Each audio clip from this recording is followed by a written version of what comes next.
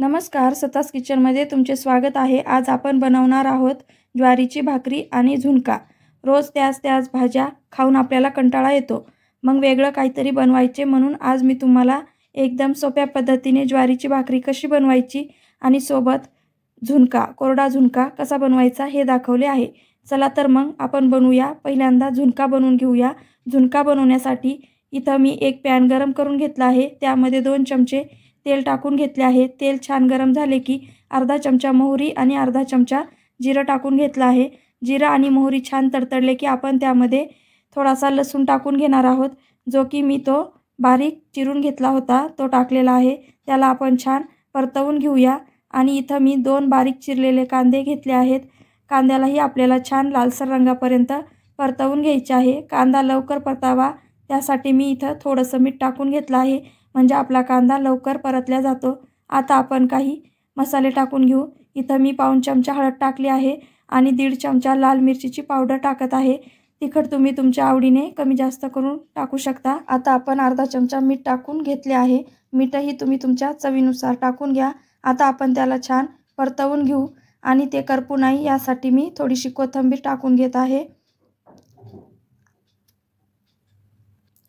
कोथिंबीर टाकून आपण तिला छान परतवून घेणार आहोत।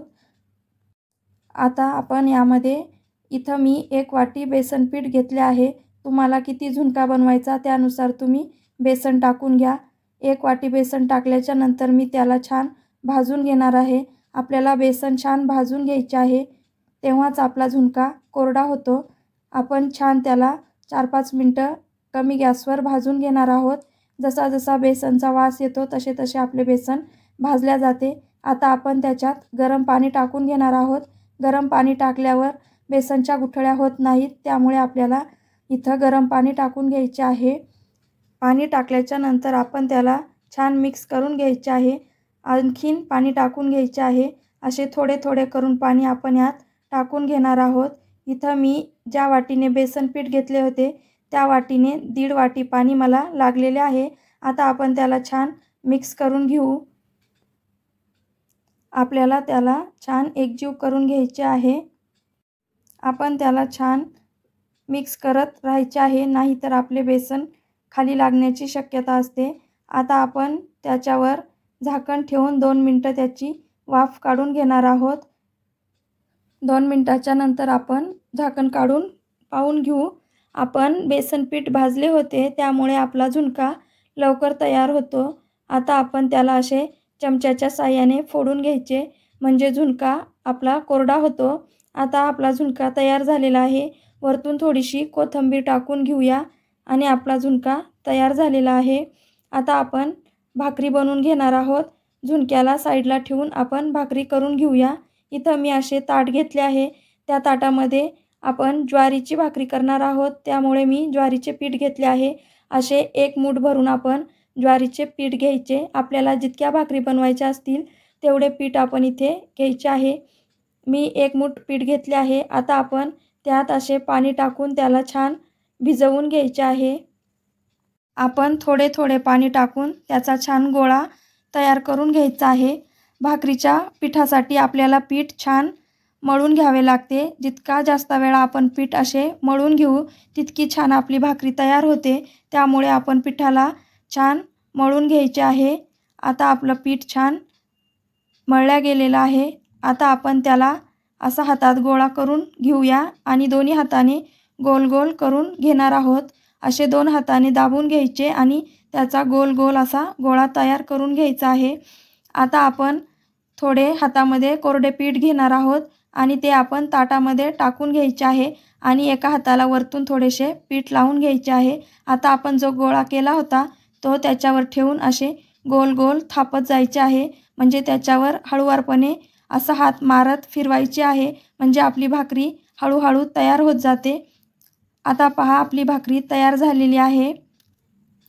तिला आपण भाजून घेणार आहोत। भाजण्यासाठी मी तवा गरम करून घेतलेला आहे। तव्यावर आता आपल्याला भाकरी टाकून घ्यायची आहे। आपण पिठाची बाजू वरती करून घ्यायची आहे। आता भाकरी टाकून झाल्यावर आपण हातात पाणी घेऊन असे वरतून त्या भाकरीला लावून घ्यायचे आहे। सर्व बाजूने आपल्याला भाकरीला पाणी लावून घ्यायचे आहे। थोड्या जरी जागी पाणी लागले नाही तर आपली भाकरी कोरडी होते, त्यामुळे सगळी बाजूनी पाणी लावून घ्यायचे आहे आणि शिल्लकचे पाणी आपण असे हाताने काढून घेणार आहोत। आता भाकरी खालून छान झाली की आपण तिला पलटवून घेणार आहोत आणि दुसऱ्याही साईडने आपल्याला भाकरीला छान भाजून घ्यायचे आहे। दुसरी साईड छान भाजल्या गेली की आपण असा तवा काढून घ्यायचा आहे आणि गॅसवर भाकरीला आपण भाजून घेणार आहोत, म्हणजे आपली भाकरी छान फुलते आणि कडकही होते। तुम्ही पहा मी कशी भाकरी भाजून घेत आहे। तुम्हाला माझी रेसिपी आवडली असेल तर व्हिडिओला लाईक करा, शेअर करा आणि आतापर्यंत तुम्ही माझ्या चॅनलला सबस्क्राईब केले नसेल तर कृपया सबस्क्राईब करा। अशा सोप्या सोप्या रेसिपीज बघण्यासाठी बेल आयकॉनवर क्लिक करा। तुम्हीही या प्रकारे झुणका आणि भाकरी करून पहा आणि आवडल्यास मला कमेंट करून नक्की कळवा। आता आपण भाकरी छान पूर्ण भाजून घेणार आहोत। जिथे जिथे आपल्याला कच्ची वाटते तिथे आपण तिला असे गोल गोल फिरवत भाजून घ्यायचे आहे। आता आपली भाकरी छान भाजल्या गेली आहे। आता मी तुम्हाला झुणका आणि भाकरी दाखवते। तुम्ही माझा व्हिडिओ वेळात वेळ काढून पाहिला त्याबद्दल तुमचे मनपूर्वक आभार। चला तर मग भेटू पुढच्या रेसिपीमध्ये। धन्यवाद।